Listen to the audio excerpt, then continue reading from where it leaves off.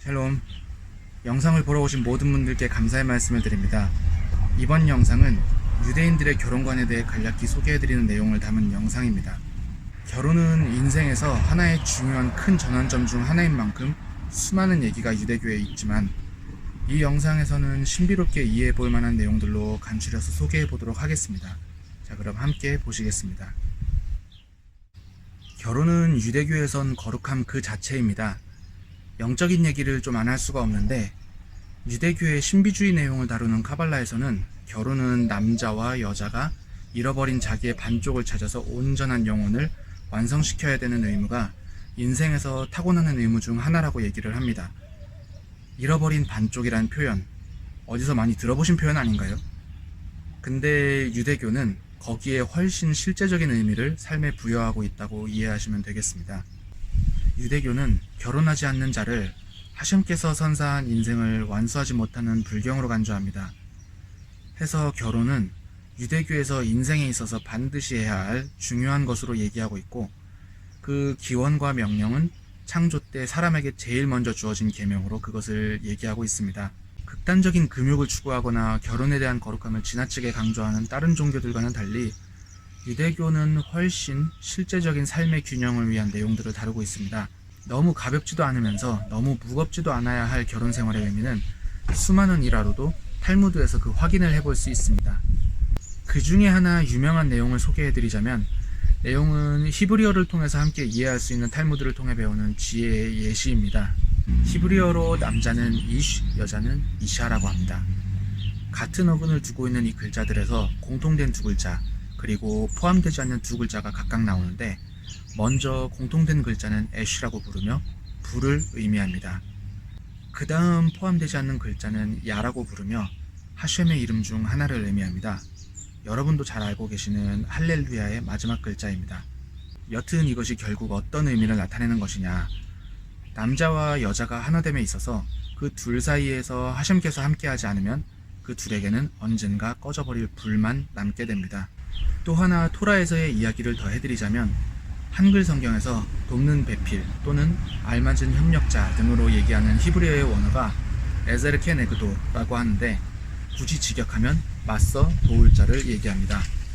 분명히 번역이 될 수 있는 단어인데 무언가 의미가 크게 달라 보입니다. 왜 그럴까요? 의미를 제대로 살려내지 못한 이 번역으로 인해서 세상은 오랜 시간 아내들에게 남편들을 향한 도움만을 요구해온 게 사실입니다. 하지만 원어의 의미대로 말하는 맞서 도울 자라는 것은 조금 더 그 너머의 의미를 함께 담고 있습니다. 유대인들은 남자와 여자의 원래부터 다른 속성에 대한 깊은 고찰을 오래전부터 해왔습니다. 이성적인 측면과 감성적인 측면에서의 충돌이 아닌 조화를 찾아야 한다는 것입니다. 남편은 아내의 직감을 믿어줌으로 인해서 비록 지금 이 순간이 뭔가 아닌 것 같더라도 결국엔 그를 좋은 방향으로 이끌어줄 아내의 존재를 신뢰하라는 의미입니다. 맞서 도울 자는 그래서 단순히 딸랑 글로만 써둔 것만 보기에는 그 의미의 깊이가 상당합니다. 미디어 등으로 현대 이스라엘의 모습을 접해보신 분들은 이미 아실 수도 있지만, 유대인들은 비교적 좋음과 높은 출산율을 선보이는 편입니다.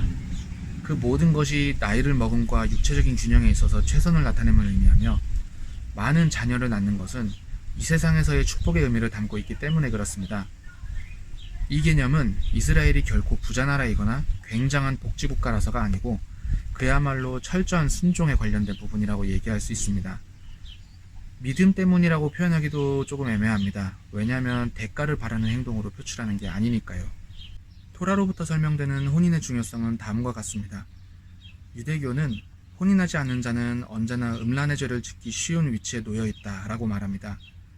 이 개념은 유대교로 개종하는 이들에게도 적용되는데, 개종에 최종 통과한 시점부터 반드시 2달 이내로 결혼을 해야 하는 법이 그것입니다.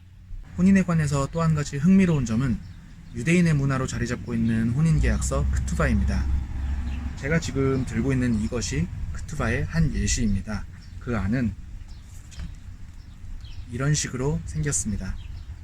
일반적인 사무 형태의 서류 방식은 아니고 아름답게 꾸며져 있어서 집에서 장식으로도 가능한 크투바는 여러 재밌으면서도 살벌한 규정들이 2명의 증인을 함께 대동한 자리에서 쓰여지고 서명됩니다.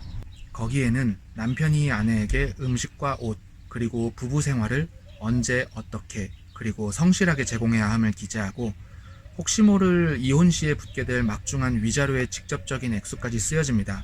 특히 유대교는 결혼 생활에 있어서 부부 생활을 남편의 결정이 아닌 아내의 권리로 둡니다. 남편은 아내에게 절대 강요할 수 없고요. 그 가운데서 부부간의 지혜로운 절충은 늘 요구됩니다. 유대교에서 남편은 집을 이끌어가는 자로 존중을 받으며 아내는 집의 가장 중요한 자로 존중을 받습니다. 이와 같이 유대인의 집안에서는 아버지들은 토라를 가르치는 정신적인 교육을, 그리고 어머니들은 생활의 부분을 가르치는 실천적인 교육을 주로 담당하게 됩니다.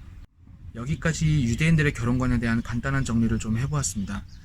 결혼에 대한 관념이 가벼워지는 시대에 유대인들의 결혼관은 우리의 인생에서 본질적으로 무엇이 중요한 건지를 생각할 수 있게 해줍니다.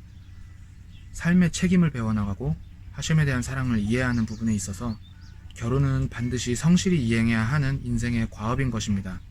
물론 그 유지가 더 중요함은 더 말할 필요도 없습니다.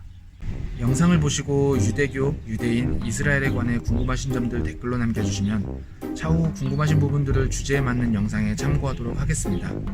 다시 한번 영상 봐주셔서 감사드립니다. 레이트아웃.